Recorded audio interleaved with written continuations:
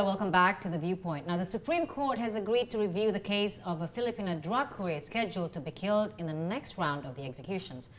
It could potentially delay the executions by months. Meanwhile, Andrew Chan and Muran Sukumaran are pursuing their own legal avenues in the Jakarta Administrative Court. And there are other death row prisoners also appealing. Now, Ross, with this delay, which is expected after appeals and appeals over appeals, do you think there is still hope for the likes of Andrew Chan or Muran Sukumaran who are on death row in the country?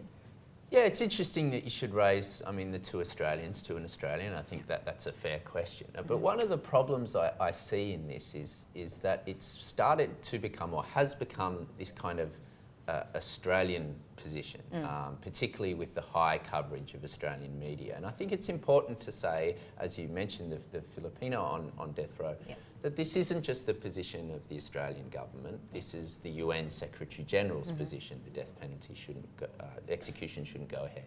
This is Brazil, this is France, this is Philippines, this is the Netherlands.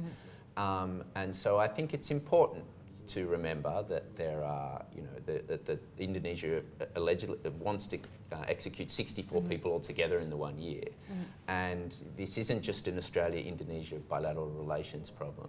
And hopefully, I think now the government is starting to realise that this is a much bigger issue. This isn't just like the spying scandal of last year between Australia and Indonesia. This is a worldwide problem. Now, Andres, there's no denying that this is a national awakening. Even children are talking about death rows, executions. Where do you think the debate on capital punishment is headed in Indonesia? The anti-death penalty camp, I think, is smaller than those who are pro-death penalty. But at the same time, there is smaller, you said? Smaller. The anti-death penalty camp is smaller. But this debate is also a good education for the public. The public gets the message that death penalty is not the whole death run. Maybe it deter a little bit about drugs trade.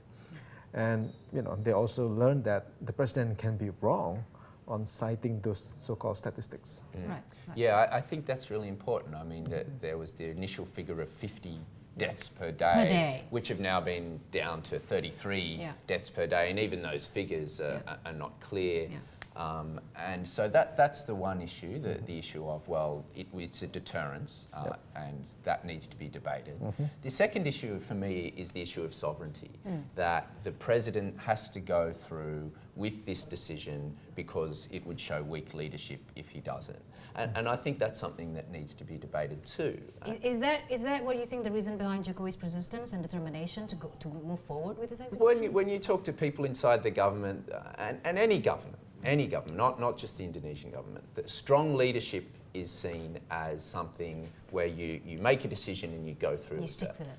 And I think that's really problematic. And I think great leadership is where the leaders assess their decisions, reevaluate, they listen, and it's okay to change your mind from an initial decision. That's strong leadership. Especially on humanitarian grounds. Especially on humanitarian grounds, not on pragmatic political grounds.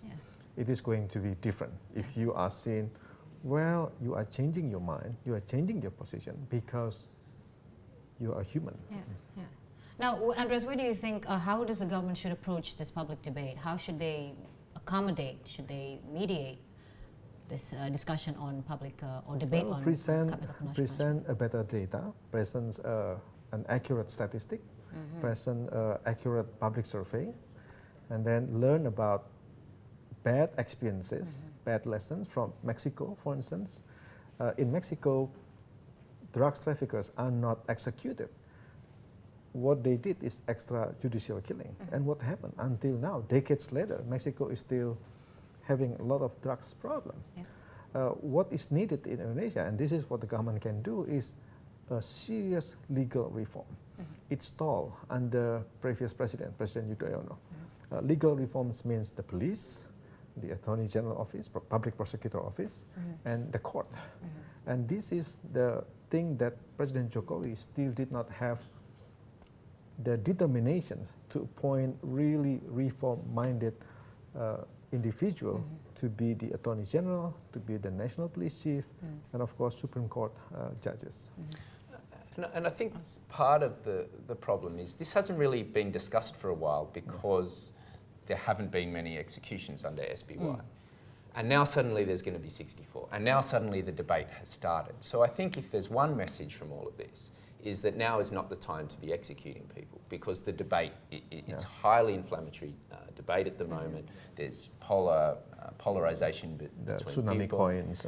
And the Coins for Australia stuff and all of this foreign relations issue, back and forth. So, and of course the pending court cases, as you mentioned, and not just the Australians. There's a lot of people on death row who have views that they want appeals. So now's the time to just pull back, I think. So Ross, how is the reporting of this particular case differed in Australia and Indonesia? Are the public getting a fair amount of information from both sides? So what we've seen in Australia, of course, is a mega spectacle. I mean, every day updates, and a lot of the updates have really been focusing about what's going to happen next, what's happening next, when will they be transferred, when will they be executed, when will the Attorney General do that. So it's this kind of rolling news story. What we've also seen in Australia is a lot of stories about the people on death row, in this case Chan and Sukumaran, and their personal stories, and the stories of their families, and the stories of their rehabilitation. They've been on death row for 10 years and they've really rehabilitated themselves. In Indonesia that hasn't been the case. They're still being referred to as kingpins, as drug lords, these kind of names. So we haven't heard personal stories. It's been far more on, will the president stick to his original decision?